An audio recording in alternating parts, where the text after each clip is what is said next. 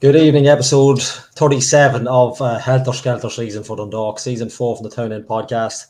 We are joined by the legendary filmographer, audio, visual, YouTube entrepreneur from the Trust Video podcast, live, whatever you want to call it, Jerry Lennon, whatever you want to call it. First of all, in your beautiful head in the game top. We spoke very briefly off with this bank holiday quickie that we're having. Yeah. The main thing to take from tonight is it was, as we said in our kind of pre-match post, all eyes from Talca. Damien Duff was staying at Oriel Park. I'm not sure he was present at the match, but all eyes were there. We had a massive say, or we could have had a massive say in the destination of the title tonight. We've obviously kept it interesting for the neutrals, for Shelbourne and Rovers as well, that it's going to go to the last game. But as we said literally just before we come on, it's that game has summed up the Dundalk season really well, hasn't it? It's just we've got an off to a fly. We obviously, we talk about the changes. They've made 3 changes tonight.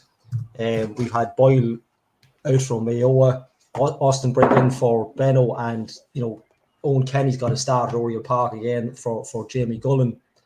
But I mean, it just kind of sums up what we've had to deal with this season. We've started really well. How many times have we said that in this podcast? We've come on, there's a bit of hope, a bit of drama in the first half. We've got a bit of it, and then it's just let's just use all our exertion, all our gas in the first half, and then it's not that we didn't come out in the second half, but we just let Rovers back into it, and we just didn't hit them when we had those chances.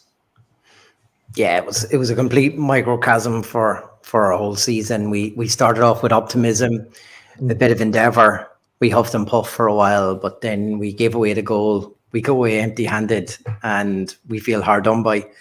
And that's just exactly how we performed all season long. I think, it was good to see Owen Kenny, I suppose, kind of lead the line, to see what we had there. He probably just strayed in an offside position one too many times for me, but there was a chance there, I think, to kind of hold our heads up high a little bit. Like I said, all eyes on the league were on it. It was a strange time of a Sunday, 6:15 kickoff of a Sunday, and you knew all eyes were on you for the game, and it was it was unfortunate, and I think we need to be a little bit more ruthless as a team next year if we're around. I think if you're given these sort of opportunities, you have to take one of them. You think of the chances we had in that first half, we didn't take them. Dylan Watts comes on and puts one in the net, and that was enough for them. And the rest of the game, like, you could see it with about 5-10 minutes to go, they were heading for the corner on everything. There was no, they had no drive in them to go looking for anything else. They were securing at the back. One stage had a free kick, and I think there was only one player going up for it. The rest were like, we're knocking it back here, sort of a thing. And we've got to find ways to overcome this and try to get in. And once again, rinse and repeat on this, Gally. But the fact that we just haven't scored goals tonight has killed us, and it's killed us all season now. As we mentioned, we'd Owen Kenny come in, the Kiki as well in the field. And it was almost a game that it was a hit to nothing. It was a free hit for Dundalk, because obviously, look, we knew we founded our fate not that long ago. We probably knew, and when we look back, we probably knew in March. But it's all that huffing and puffing. But was it an opportunity to completely change it up? 2 up top, maybe, we don't know. Look, John Daly's time is obviously running down as well as the Dundalk manager, and you don't want to go out and embarrass yourself. But I mean, Rovers didn't show. Rovers probably showed tonight not how poor the league has been, but how lackluster it's probably been, because they weren't great. And yes, I won't say a comfortable 1-0 win, but it was borderline. Once we kind of got our chances out of the way, Rovers knew that, right, we just have to get a goal and hang in here. That's what we've been saying all season. Once you score against Dundalk, you're pretty much guaranteed a point at the minimum. Obviously, a point was no good for them tonight, but it's very difficult for us to come back from anything. But as I say, a free hit tonight, we could have really went for it, and in times we did. I mean, the Kiki's wrapped in the ball. He always had a good header as well. Robbie Mahan's chance in the second half. First half, into the first half. He's run down Dan Cleary just early in the first half, and those chances.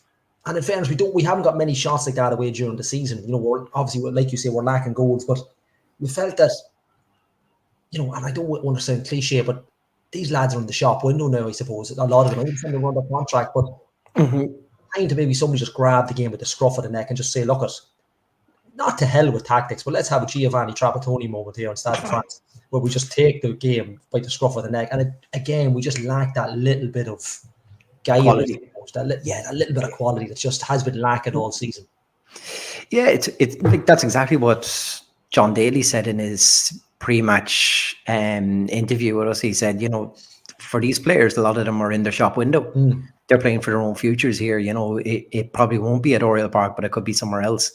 And other managers would be looking at them and saying, you know, can I take a punt on these players? Are they, you know, have they got something about them? So, like you say, in that sense, there's a freedom to play, I suppose, when you're relegated as well, that you've got that pressure off you, and you'd be hoping that they did a little more about them. But I felt that we did perform that way in the first half. I thought we were quite industrious at time. Makiki was finding pockets to go into.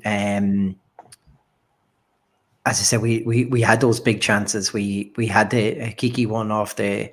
You know, tonight was probably one of the times I seen us better at set pieces. I don't know if that was because Robbie Mann was taking a lot of them, but he seemed to put them into some dangerous areas. We're thinking of that.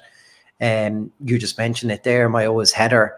You know, the delivery of set pieces was much better tonight. But as you also said, unfortunately, we've come up empty-handed on this, and it's not for the first time this year that we've failed to be able to score against a team, and we've come away empty-handed. And like I say, it's just a microcosm for a whole season.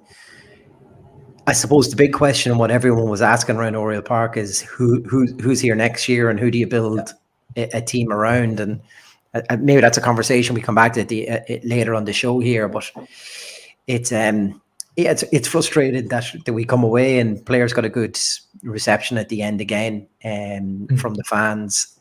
It's just unfortunate we just can't get a goal even of late just to celebrate, to have something to celebrate in Oriel Park. Well, a man that definitely won't be short of any opinions on who might be retained or what the season we just had. No stranger to the show. Niall Newbury, welcome to season 4, episode 37. Niall, it's been a long couple of seasons. Welcome. How's getting on, lads? All good. Thanks for having me. Not all too good. Bad. Niall, on tonight, I like, you know, I was asking. We said it kind of at the top of the show. It kind of tonight's just kind of glorified what's gone on all season. You know, we've had some good options, good passing of the ball, some real good chances first half, but then we look like we're just spent after maybe 35, 40 minutes, and we just get punished. And it's happened so many times this season. And you know, it's been the banner, I suppose, all season that once you go 1-0 up against Dundalk, the worst you'll get is a draw. And like obviously Rovers weren't playing for that tonight, but it sums us up to a T probably tonight, doesn't it? Yeah, I think so, Andrew, to be fair. I mean, the goal again, to be fair, let's just go back. You've probably already covered this in the show so far, and I'm just jumping on. But first half, I thought Dundalk played reasonably well. I mean, It didn't look like a team that was already, you know, condemned to Division 1 status. Like, I think John Daly said in his post-match, like, you know, that if you didn't know any better, you would have thought the Dundalk was a team going for the league in the first half, and Rovers were the team that was already relegated. So, I mean, it was the first half was a good performance, I felt, especially for a team that is gone. And the biggest fear, I suppose, coming into this game tonight was with Rovers still with it, you know, in with a shot of, you know, getting that historic 5 in a row. Is this going to be a massacre up in Oriel Park tonight against one of your old foes? Can't forget that didn't materialise. That probably says a lot more about Shamrock Rovers than does about us in the sense of, insofar as we've already beaten them here in Oriel, and we drew them out in the first game of the season as well in Tal. We've taken 4 points off Shamrock Rovers, but that probably says a lot more about them than it does about Dundalk this season. And the League of Ireland as a whole, you know, I think it's going to be 62, 63 points could win it this year or something like that. So that's got to be a record low, certainly in the past few decades. So, I mean, yeah, I was reasonably pleased with the performance in the first half. I mean, just to reference what you said before I came on, I mean, it's typical Dundalk this season. A silly goal again. We haven't cleared our lines, and Watts puts in this volley, and almost creeps in slow motion almost into the bottom corner. And we never really looked like getting back into it after that. We had some great chances in the first half. Robbie Mahon's springs to mind. He's 1-on-1. He's only got poles to beat. Jada Kiki hitting the crossbar. I mean, we had some good chances. I think John Metney had a header as well. So we had some good chances, and we probably could and probably should have been 1, possibly 2-0 up at half time in this game, which would have ended Shamrock Rovers' chances, and that would have been a great way to go out of the Premier Division, of course. But I mean, it's been a feature. As you mentioned, these kind of goals where we're shooting ourselves in the foot. It's been a feature, but what's also been a feature is I was doing up the stats there a couple of weeks ago for a piece, and since John Daly's come in, I think it's 19 or 20 games or whatever. I mean, I don't think we've lost by any more than 2 goals in any game. Like we've been in pretty much every game we've played. And if you look back in all the games, if you fancy some Halloween horror shows, maybe look back at some of the matches this week. But if you do want to look back at them all, I mean, we've actually been in most games, and most of them have been through our own fault in terms of ridiculous goals being conceded. And today was no different. I mean, you're right. You're right, Andrew. It's a staple of what the 2024 season has meant on the pitch for Dundalk, has been keeping ourselves in matches, but giving away ridiculous sort of goals. And today was a latest example of that. We'll bring in a man that's no stranger to scoring ridiculous goals down in Glenmuir there on the YouTube. Steph, we've a serious 5-a-side going here, boys. You just need a goalkeeper to get Chris placing at the back.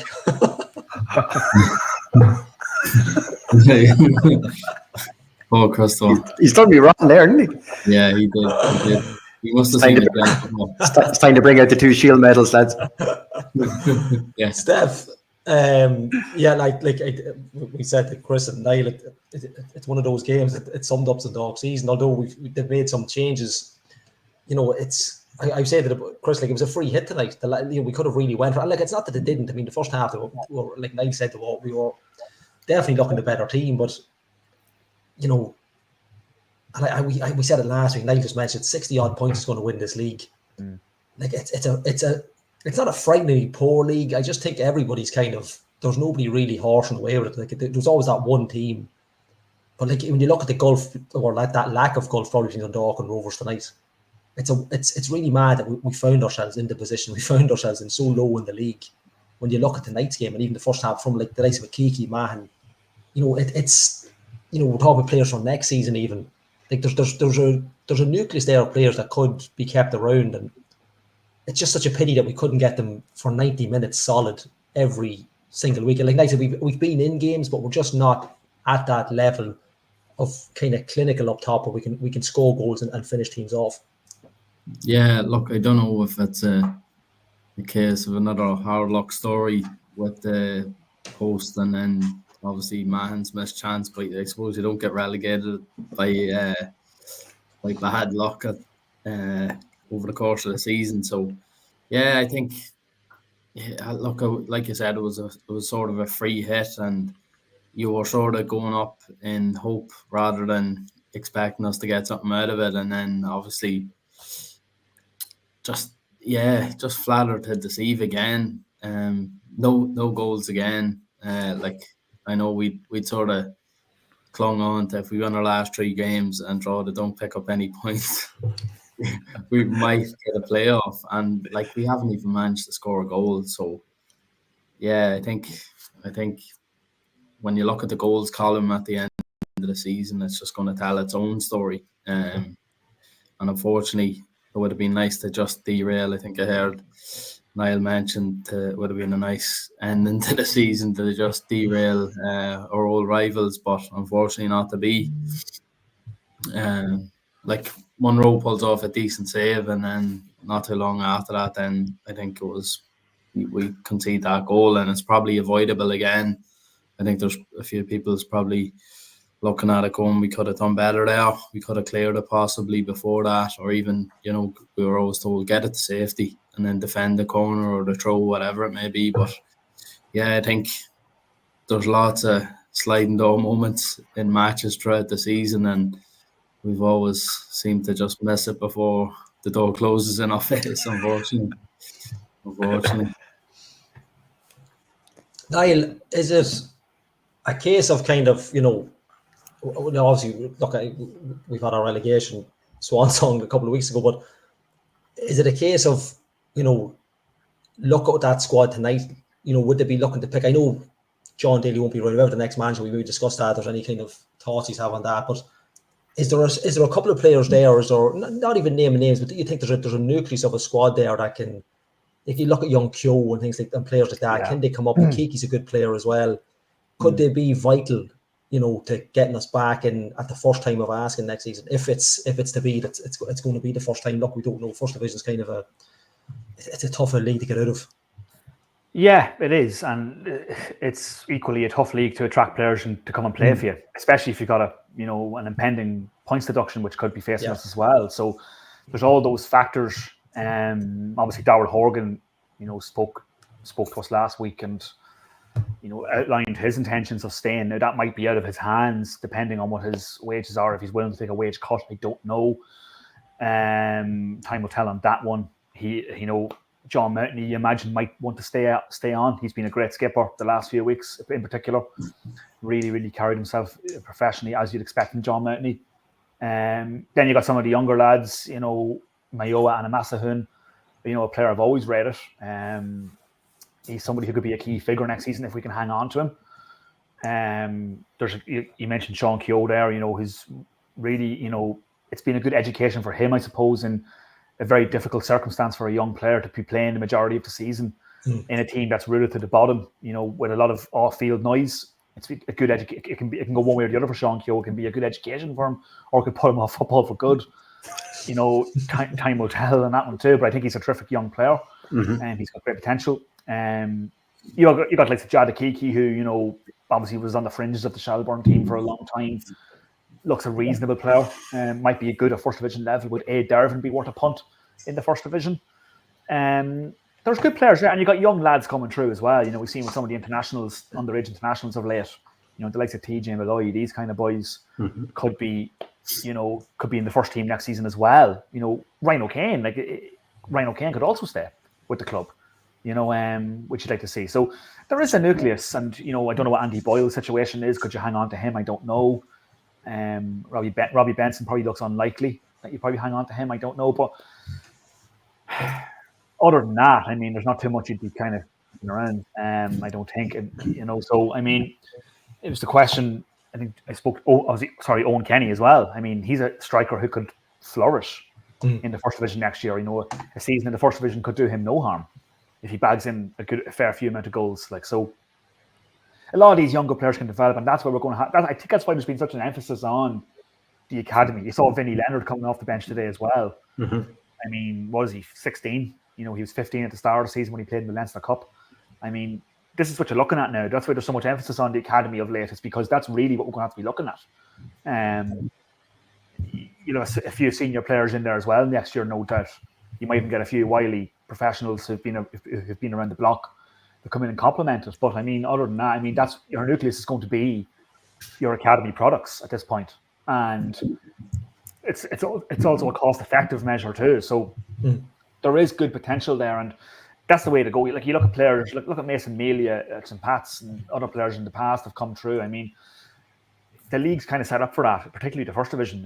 It's a good platform for these types of players to kind of make their statements. And I was speaking to John Murphy after the game, as I normally do after matches, after the Derry match, and the conversation came up between the two of us that it's going to be an exodus. But then we made the point of how many would you actually genuinely, and this is, no disrespect by this, but how many would you genuinely want to be keeping even in the first division next season? There's that too.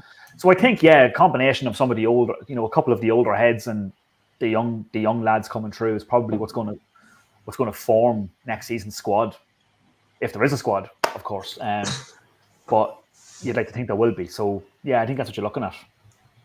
I think, though, Niall, the other thing on that is you know at the last break there was a lot of talk around Ryan O'Kane Damien Duff does like him as a player.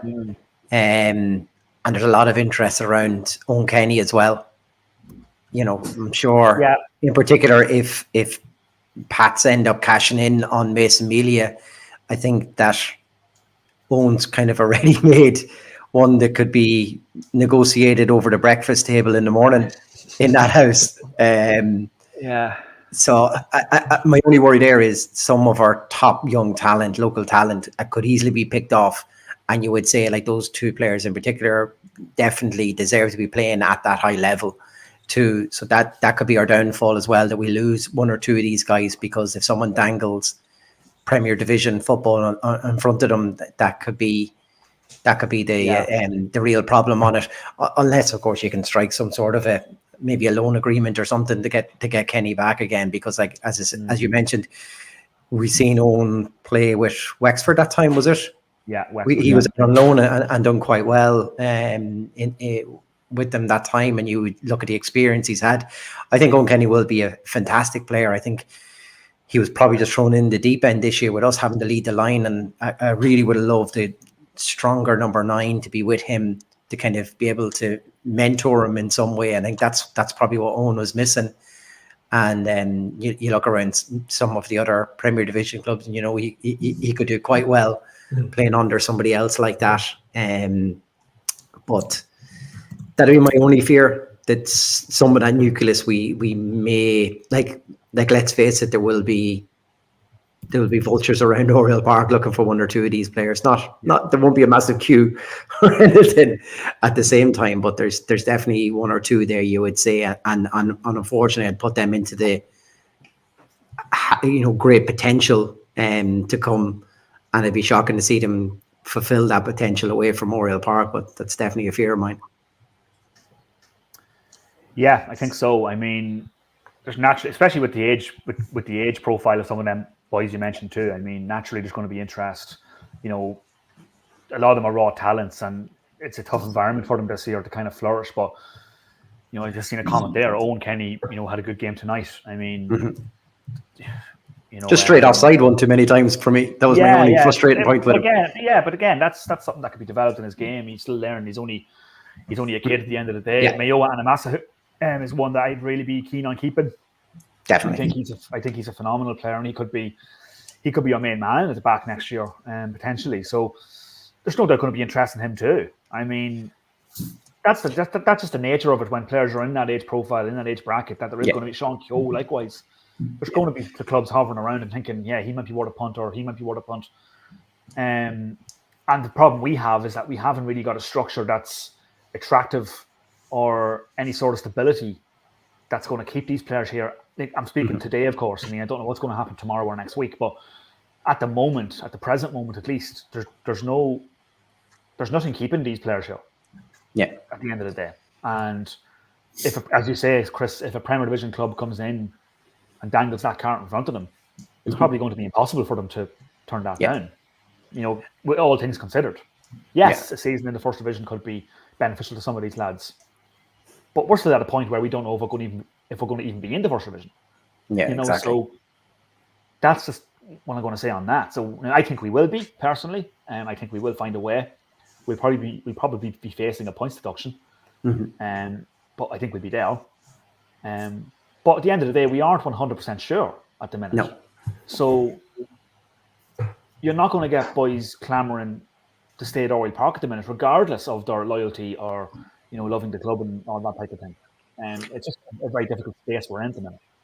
Yeah, and I just on your point there, Niall, you've probably seen it on the reverse camera angle that was on the goal that Dylan Watts scored tonight. It goes to Mayo, and he just goes down in his knees, and he's hitting the turf, and you just think, if only there was a few more with that sort of commitment level and that hurt when that ball goes in. He was, he tried his best to stick a leg and everything at it, and you can just see the pain on him. Like, he knows what it feels like in the town to lose. Like, Steph, you know better than this than anyone, from knowing Mayo and stuff like that. It's he hurts when we concede goals. He hurts when we lose. Like, so it's just, that's why you want to keep a player like that, though, isn't it, Steph? Like, that's you build it around them sort of players. Yeah, you can see he just plays with his heart on his sleeve. He's passionate. The only thing he's missing is probably a bit of experience, but he's picked up a lot of that this season.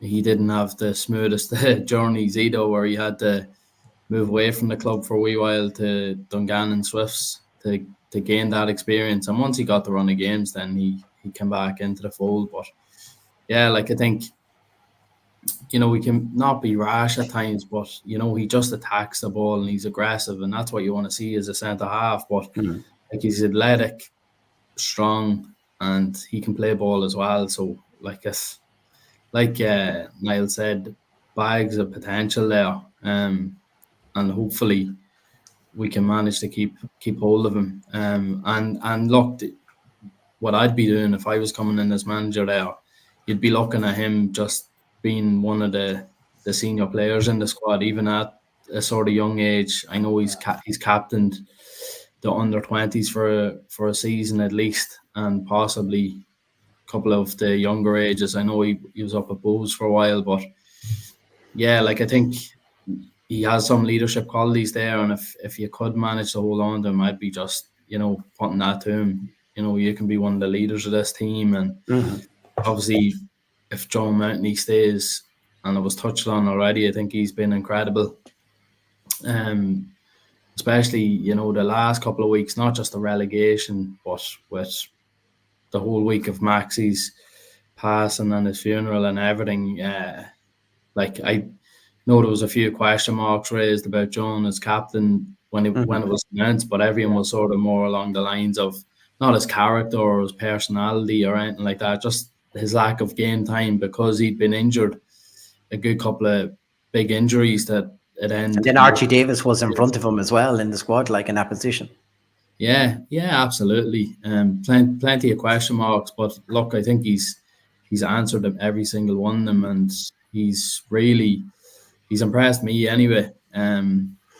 I know we all sort of knew what sort of character he was, but he's stepped on a few levels in leadership, and we just seen how hurt he was last week when it was official, like, that we were relegated. But yeah, so I think if you could get the likes of that, someone that's going to play for the jersey, like if you can. You touched on it, Chris, as well, just the reaction in Mayo when we conceded. Like, it doesn't change that we're not going to be relegated, but he was still hurt. A bit of pride in your performance, pride in your clean sheet, stuff like that. Like, you can't buy that sort of stuff. So if you can get players with that sort of mentality, I know the points deduction is probably going to be a foregone conclusion once we confirm that we're going to be in the first division. So hopefully it's not too severe, and we can start building off that. And you wouldn't realize how much that could galvanize a squad if you could spin it in the right way. If you get the right manager in there, you could us against the world sort of thing, and use it as a positive to try and drive up the table. And like we all know ourselves, like the first division's, it's a bit of a minefield, but if you can just claw your way into that playoffs, like, anything can happen. Usually the team that finishes fifth ends up getting into the playoff final at least. So, but look, I think that's 100 miles into the future now, the way we're looking at the minute. I'm trying to put on the positivity cap, as Gally calls it, to try and see some sort of light at the end of the tunnel, I suppose. Yeah, I think we mentioned players there, for next season, and Niall raised a very obvious point that we don't know where we're going to be next season. I think people actually just, it's a foregone conclusion, and we don't really know. But you mentioned Ryan O'Kane there, Chris, as well. You would, although he hasn't had a fantastic season, Ryan O'Kane is a Premier Division footballer, whereas Owen Kenny may not be the finished article yet at that level. You'd hope to maybe keep a player like that at the club, but yeah, like leaders, like Steph says, Mayo, John Mountney, these type of players, these are going to be vital for coming up. Young players down the spine of the team might be what you're looking for in first division. You might need that bit of experience which Mayo has now, and like we just mentioned there, whoever comes in, which we probably go on to next, is probably a perfect segue into it. We don't know. Obviously Dan McDonald had mentioned after the game, the relegation game, that John Daly had said that if Dundalk are relegated, he'd be no long term. Which is, look, you can't fault the man. He's got his own personal life back in Scotland and things, and that's the way it goes, unfortunately. But from your own point of view, is it open up to everybody? There's a lot of managers chat already. The main question for me would be, if you go with someone who's experienced, obviously you want someone with a League of Ireland connection, but do you want them experienced, or do you want a young, hungry manager that wants to kind of test his mental strength, with a team like Dundalk? You would think the job would be, provided everything, like says, everything goes ahead and everything's 100%. The job has to be appeasing. Like, the manager would take someone back, a team like Dundalk, back from the first division. It's got to be a tasty job for someone if we get everything right off the field. But the question is, do you go for a young up and coming, or someone who's just fresh at football, or do you go with someone with a bit more experience? That's kind of the lay of the land at the minute. When you hear the usual names, there's always one or two of similar names around with jobs going League of Ireland, but you're not going to get the higher echelons, I suppose. You're going to get someone who's willing to work and willing to graft, and it's going to be a tough decision. It's a massive decision either way for the manager to pick the dog, or the dog to pick the manager.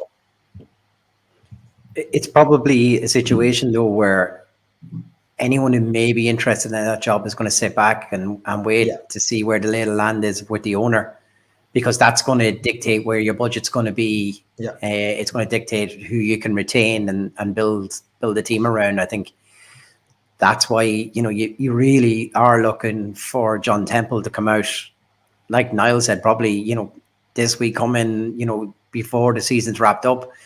That this is the plan for next year. If he's going to be around, this is what it's going to look like, and that, I suppose, just gives people that opportunity to see if that's a task that they want to take on.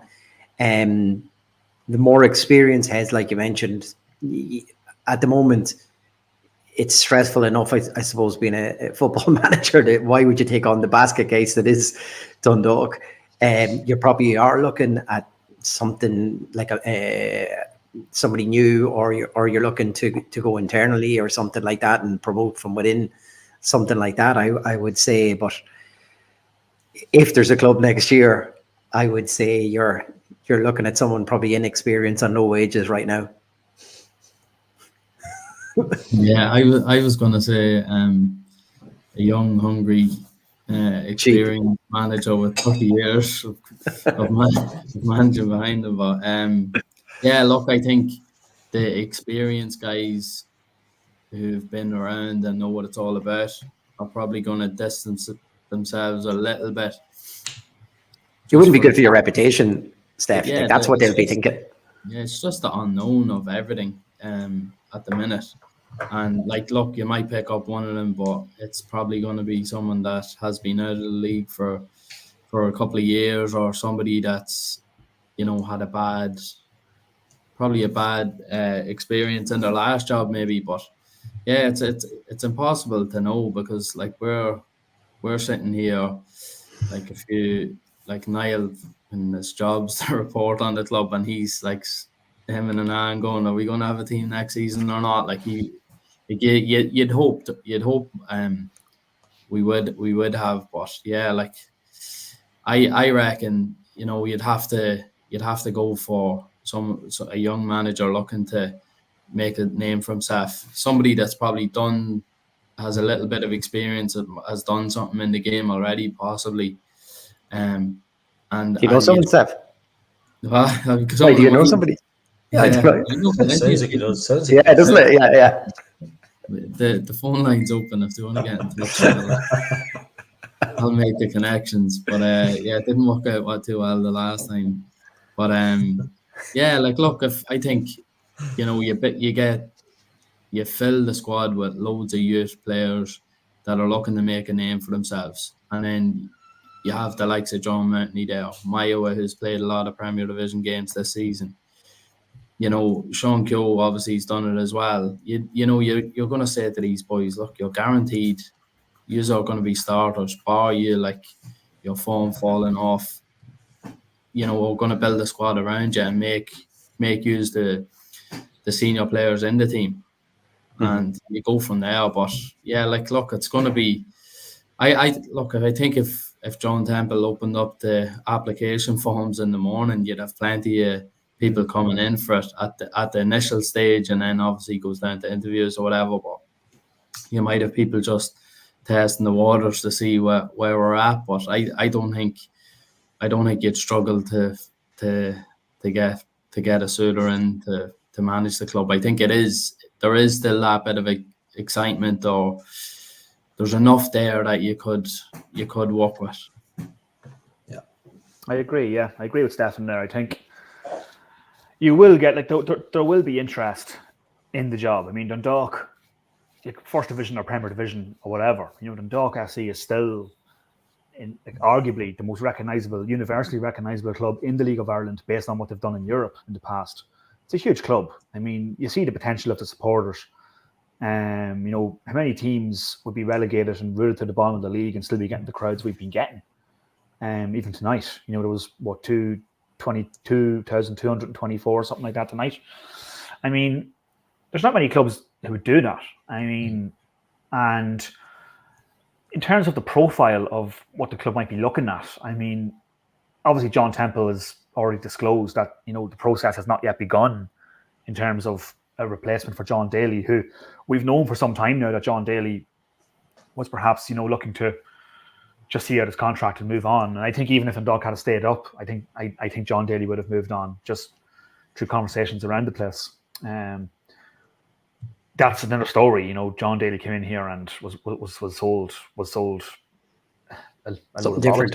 Yeah, basically, yeah. And that's just the nuts and bolts of that. But I think I would imagine it'll be a young type of manager, a young profile sort of manager. I mean, there's been a few names already touted. Nothing like obviously Kieran Kilduff. There was links with Kieran Kilduff. He's done a very good job with the Athlone Town women's team. There's a suggestion that his stock's quite high after winning that league, with the risk of, let's face it, coming into a team that's going to be facing probably a 15-point deduction in the First Division next season. Would that be worth it when his stock's high at the minute? Who knows? He might look elsewhere. People like Stephen McDonnell, who's up in Glenavon now, has been mentioned. Seems to be doing a reasonable job up there. Good job, local fella. Might be somebody who might be interested in coming into the job. James Keddy, the Wexford manager. That being said, they could go and get promoted. That'll put that to bed. But if they don't, he's an ex-Dundalk player. Somebody who could be, he's done a good job at Wexford on a very, very limited budget. Ian Ryan, who's out of work at the moment as a manager. It's like you're reading my mind, Niall. Yeah. Written down there. You can see your notes. The camera's tilted. I can see your notes, Andrew. That's it. And I don't know anything. But there's a mirror in the background. but Ian Ryan, he done a good job. I remember we played Wexford down in the Cup a couple of years ago, and they played us off the park. He had them playing some good stuff. Limited budget. And then there's a few wild cards you could throw in there as well. I mean, Dave Rogers is at Malta at the moment. I don't know if he's somebody who would be interested or who you'd want. I'm not sure. Thomas Stewart out in Sweden could be somebody who might be a bit of a wild card. I don't know. There's also a thought maybe you could kill two birds with the one stone in terms of the financial crisis we have. Could John Mountney be a player manager next year? I mean, I don't know. I mean, these are things that could happen, and there's a lot of things that could happen in terms of the manager. Now, watch after me going on that spiel, they're going to go and get some guy now who no one's ever heard of, and it'll be one of them again. But I do think it'll be a more safe choice this time. I think it'll be a more calculated choice. Not that John Daly wasn't. I mean, John Daly on the surface was a good appointment. It's just that there was, extra factors that, inhibited him from doing his job and made life difficult. There was the Noel King stuff before that, which obviously was a bit more documented. But I mean, it's less calculated. Less calculated, yeah. So will there be an experienced manager coming in? I don't know, but I'm just saying, could someone like Roddy Collins come in? I'm just throwing names out here now. Jesus. But I mean, who knows what the future holds, and who knows what John Temple or what direction John Temple's going to go. It looks like John Temple's going to stay as owner next season, from what he's saying. Let's see what direction he goes now, because that's going to be a fascinating thing now to look at. The Rod squad, huh? The big question would be if we've said it here. Most times we start back in a new season with the podcast. There's stuff still going on in the background of the dog. So the question would they have someone in it, before we don't know how long the scarp takes, all this first division stuff. You'd know more, Niall, but will they have someone in before Christmas to get the ball rolling? But then again, I suppose the flip side, Alex Steph was saying, if you've got a lot of youth you're dealing with, you don't need to make a lot of signings. So the question is there a panic to get the fans on side, to get a manager in? We probably can't rush it either, but it's one of them. There's plenty of names you'd like to think, but it's whether we're not the attraction maybe we used to be. But for a hungry manager, someone like as wild, I've said worse wild cards than John Mountney playing manager. I've come up with worse wild cards than that over the years. You've also got Bonesy who's involved with the club. That'd be he's right up there with the list you're seeing on social media. Ollie Hogan's also in there as well. Just FYI. Kieran Kilduff was thrown in bed. Yeah. We're not, people are using their brain. They're not throwing out ridiculous suggestions, but in a way, it's oddly exciting to see what happens. I know it's first division football; it's not where we want to be, but it's really interesting to see what a manager will do. Will they go the youth role, which you'd really hope to do, because we've been crying out for youth players to be playing, 3 or 4 at a time at Oriel Park. I know, albeit it'll be first division football, but to be part of a squad that could possibly change what's going on this season and bring us back into 2026 as a Premier Division team. So in a way, it's to kind of spin a bit of Captain Steph positivity on it. It is a little bit exciting. It's got to be exciting for a manager. You say Steve McDonald, he's been coaching up at Oriel Park before. I don't know where, 6th in the league, in Irish League, 6th or 7th. I haven't checked it. I checked it a couple of weeks ago, but whether or not they want it or not, I don't know. But maybe Steph and Chris. Maybe Steph, you get the badges going there yourself. Glenn, get yourself up. Yeah. Get myself in the academy first, and then work way off. Give me a few years. Come here, if John Temple finds out he can get a couple of players on dual contracts like that, I think this is the way forward. Yeah, keep that to yourself quickly now. We'll cut that out. And just look, we're obviously going off the field now, and we've gone through the rigmarole over the last couple of weeks. And obviously, the big talking point was what night of the week, Chris? Friday night, up in the town hall. I wasn't there myself; I was at a workshop for FAI grassroots, but I seemed to be an absolute packed crowd. I know I kind of caught the opening of it just as Jerry Lennon took to the stage, and I don't think they were expecting the crowd, but I think everybody was expecting a bit. I think the talk around town was a big crowd, but I don't think they were expecting it as big, were they? Like Chris, obviously you were there. Steph, I don't know if you were yourself. Sorry, I just to get kind of ball. No, you got in there about your grassroots chat anyway. That's the important part. I wouldn't excuse for listening. Yeah, no. Like I think we were thinking if we could fill the bottom of the town hall, that would be a very good turnout, and as long as everyone was engaging. We were, and like I was upstairs and I seen a couple of people kind of filtering up to me, and I was like, oh, maybe it'll be 1 or 2 heads here. Like I actually thought we were going to get to the stage we had to turn people away. So that's really, really encouraging. It shows there's a massive appetite, I suppose, for this.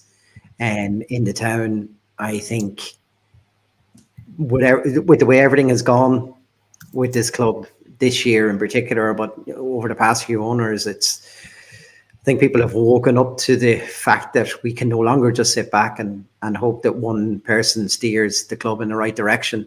It's now up to ourselves, and how we do that is we have to be organised, and we need to be have some sort of financial clout behind us ourselves too. If we're looking for projects to be done in Oriel Park, we shouldn't be looking past ourselves. That's really what we should be there for. We will always be there. Owners will come and go, especially at this club. Owners will definitely come and go. So we have to have a financial arm whose aim is always for Dundalk Football Club at heart. And I think that's what we've been missing. We've just hoped that when owners come in, they get what this club means to the town and the town to the club. And you hope that link stays there. And sometimes we've seen that community links have been severed somewhat. So I think it's important that something like the trust that's now been set up, that we go and we get our committee in there, and we set out full values and constitution for what the trust actually is, and then hopefully it's a thing that where people can really get behind, and we can create, I suppose, some money through the subscription services that we have, and then we can start kind of doing projects ourselves. And if it's a thing like we've seen this year where Dundalk Football Club need money, okay, that's fine. We can give money over, but it's not just we're going to do this. Oh, great. We want full transparency of where has that money gone. Show us exactly where the money is going.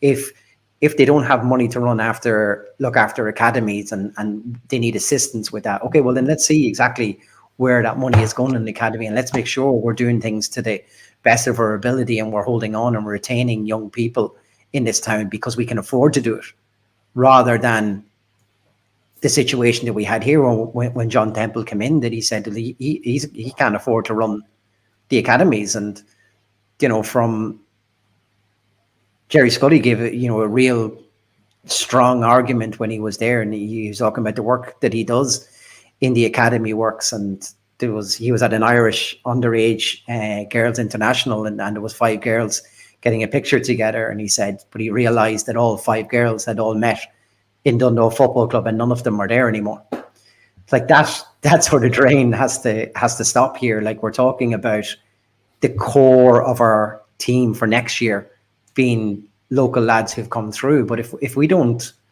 fund our academies right now, or if John Temple hasn't got that in his plan for next year, we're in big trouble.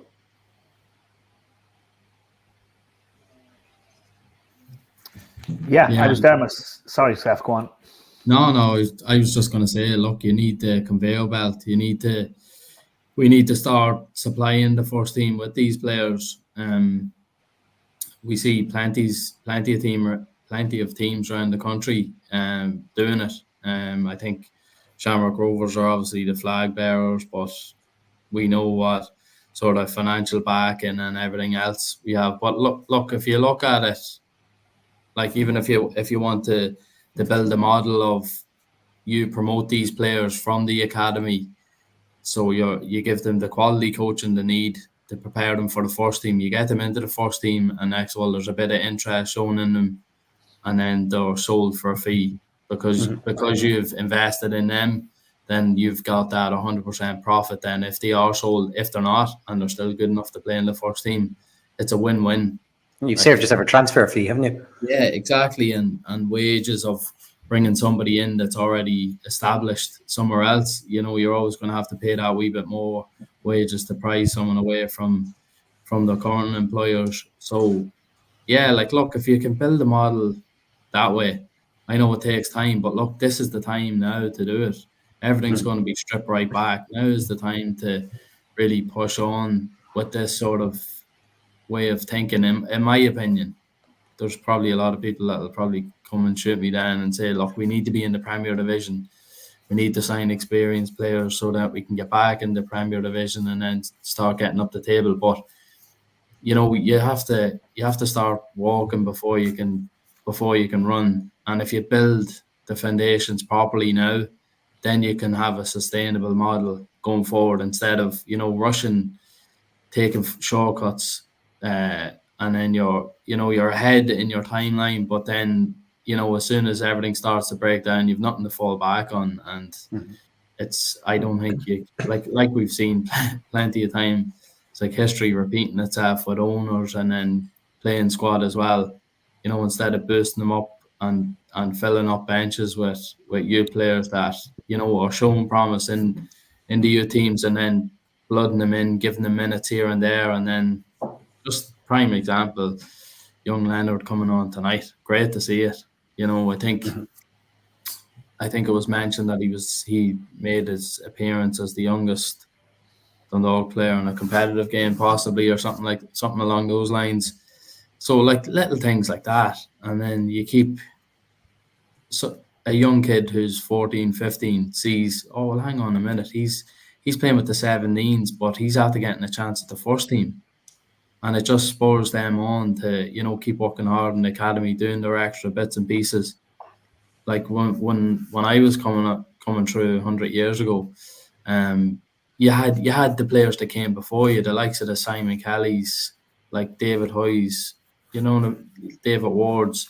Flan was adopted, but we still count him as one. But like, you had your youth players like Bucky Lawless, like, and they were the ones you looked at. Look, there was probably when I was just a bit younger, and you're sort of looking at them, but you're going, they were 17, 18 coming into the team. Cormac McArdle, even, I think one of his first games was the FAI Cup final. Like, it's little things like that stick in your head as a 10-year-old, 12-year-old, and you're training and you're going, look, if I might get a sniff here if I keep working hard and keep progressing through the age levels. And look, there seemed to be a bit of a turnover, and maybe that was because we were in the first division at the time. But like Shane Grimes, Tiernan Mulvena, Kieran Hughes, Johnny Lynch, Colin Finan, like I could reel plenties of names off that sort of came through around about the time just before my time. And then, like, you had your Nathan Murphys, Mark Griffin. I don't want to leave anyone out here because you start. It's like the Academy Awards here. Yeah, keep going. The minute you leave someone, people say, like, why isn't that possible?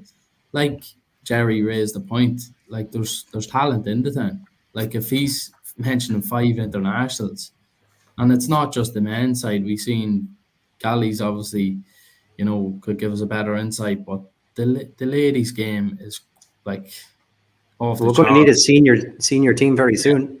The growth in the ladies' team or in the ladies' football worldwide is incredible. It's off the charts. So, you even see if you're going past any of the football pitches around town, you'll see a girls' match on. So, like, the interest is there. The time's now to put the foundations in. If we can get quality coaches and bring in local coaches as well to learn off the licensed coaches, and we build the club that way, not just the playing side of things, but if you can build the coaches as well, then you have a bit of a pathway there for coaches to start coaching in the first team and pick up experience there as well as players progressing through it. So just taking that 10 minutes. Sorry, lads. No. Sorry, you named everyone you ever played football with. Those are fair play. Basically, the text messages come in now. He didn't think of someone to mention. I'm after getting 17 messages there. I played the first team. Kevin McCarthy. Sorry, Kevin. I think just to follow up on Stefan's point there. I mean, I think that's when you mention that word foundation. I mean, that's literally what it's a lack of foundation, which literally has us where we are. I mean, let's face it. I mean, through all the success and everything we've had, and we've had some great days and great nights up in Oriel and up in the Aviva and Tala and even beyond. The whole thing's been built on a foundation of sand at the end of the day. And that's been proven. This didn't happen. This decline didn't happen this year. It's gone. It goes back a long stretch. When you hear John Temple coming out this week and talking about Wilfred Zahibo being owed money, I mean, look, rightly or wrongly, the man's owed money. But that goes back towards the end of the Peak Six ownership.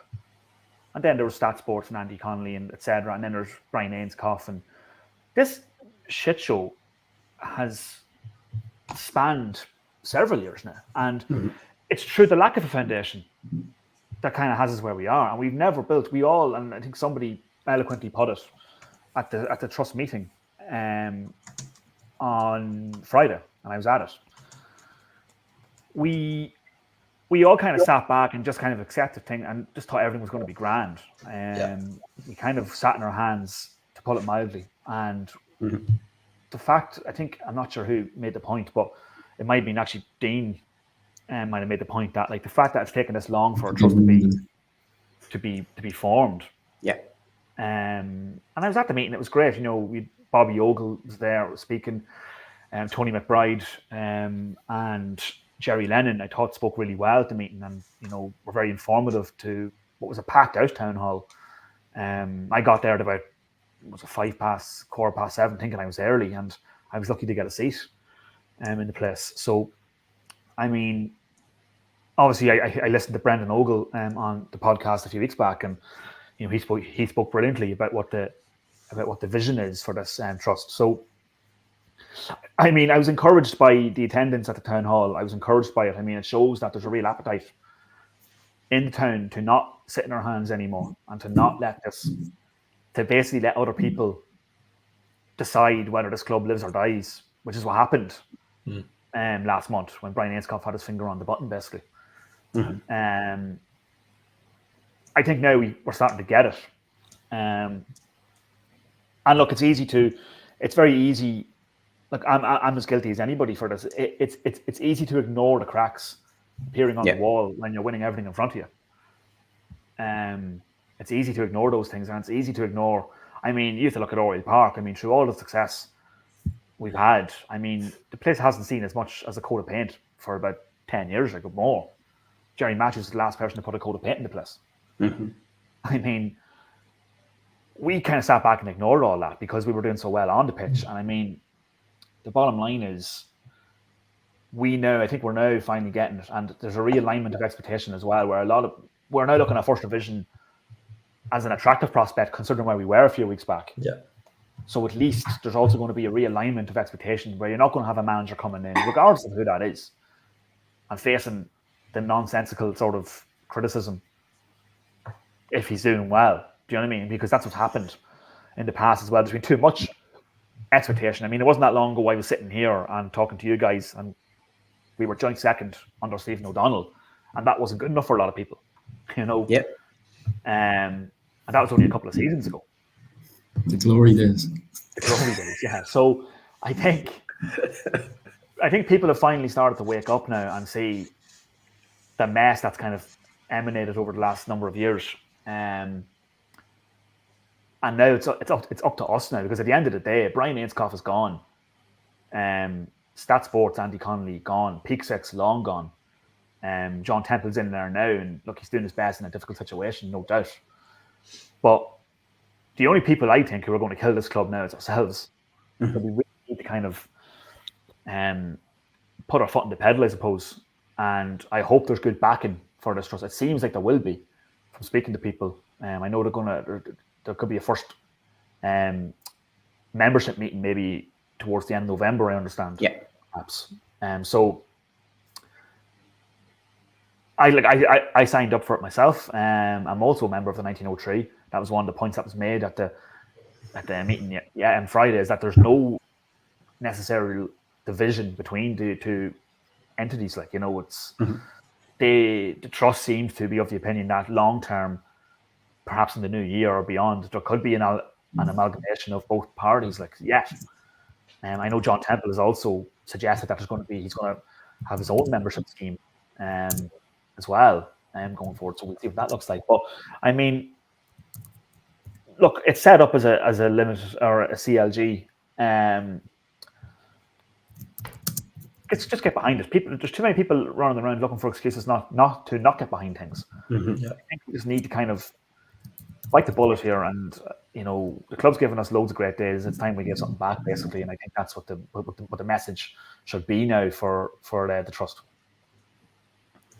I think it was just heartbreaking when the opening sequence, the Dundalk through the history kind of piece that I put together, and we got to the more recent times, and it was showing Dane Massey's goal in the League Cup final with the stand behind the goal on the Carrick Road end, and I was like, it just looks better, even for it's a quality free kick. Don't get me wrong, not taking any away from Dane, but just it looked good. The fact that there was seats back there, and most of them were Shamrock Rovers fans crying at the time, makes it even better.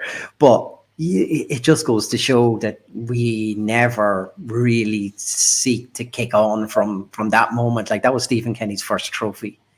And you think of all the success that and money that came into the club thereafter, and it just we never kicked on in any way.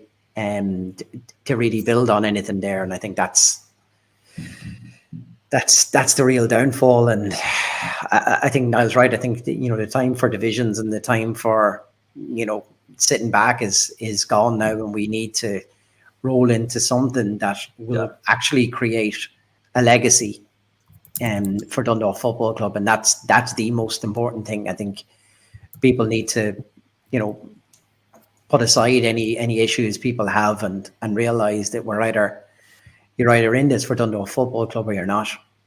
And that's really what it comes down to. Go on, Steph. Yeah, I keep cutting across everyone all the time, so apologies. But yeah, I think for all the success we've had, and we're probably banging our head against the wall mentioning it, but to have nothing to show for it and be in the position we're in is criminal. But the only silver lining is that the trust is there, and hopefully we can build on that and be the safety blanket for the club. If we get in this position again, hopefully we won't, but that we can control our own destiny pretty much. And I think that's probably the long-term goal is to probably gain some sort of stakehold in the club at whether it be 5-10 years down the line or whatever it is, but hopefully we can just get things in place now to build up from the foundations. Look at that. Beautiful. Well, Positive tonight. That is it. Yeah, we sat back too long, as Niall said. We've had the life of Riley over this. It's gone on. Like that video, League Cup first. We never look back. We overlooked everything. We just took it for granted. Of course we did. Yeah, look, and it was there. And you're right. It's happened before, but like Brendan Ogle said that night in Oriel Park, it can't happen again. It won't be able to happen again because you're not going to get the luck. We've gotten away with more. Still having the club standing. We've been blessed, and it just can't happen again. Definitely not. Come here. We didn't really do a man of the match competition tonight. Just with the different time and everything else, I said leave it. But I did see one of our first comments coming in tonight was Dermot McNally, and he just said that he never gets to watch the shows live, but ends up listening back. He said he wasn't looking for a pizza, but when someone says that, they really are looking for a pizza. So we'll give our man of the match pizza, I think, to Dermot tonight. So welcome to the live show. It's just as bad live as you are listening back. You can have a smiley face pizza. Yeah, we'll ask Vinny to put all his toppings in a little smiley face for him. So congratulations, Dermot. Welcome to the live show. It's all downhill from here, brother. That's it. I think just before we wrap on this, just to go back to all our sponsors that were here all year long. It seems like ages ago since we agreed everything. So Player Fit, and obviously Tony's Pizzeria for the pizza we've literally just given away for being there all season long as well, and Donald Green as well for the overall sponsorship of the podcast. Gali, take us out. You put me right on the spot there, Chris. I might walk in the banners. I've done this last weekend about walking the banners. You just get me out. There is nothing more to say. It's we go on to the next. We have how many shows left, boys? At one show to go. We won't even get the 4. Will we get the 4? And maybe a special little season review.